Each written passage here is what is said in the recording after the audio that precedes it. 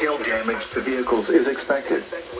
Expect wind damage to roofs, siding, and trees. Expected hazards include 60 miles per hour. Quarter-size hail. This is a radar-indicated threat. The following impacts are expected. Hail damage to vehicles is expected. A severe thunderstorm warning has been issued. Active include Los Angeles, Mounds, Barlow, Mound City, Kibble, Olmsted, and New Grand Chain. This includes Interstate 57 in Illinois between Severe thunderstorm watch number 1.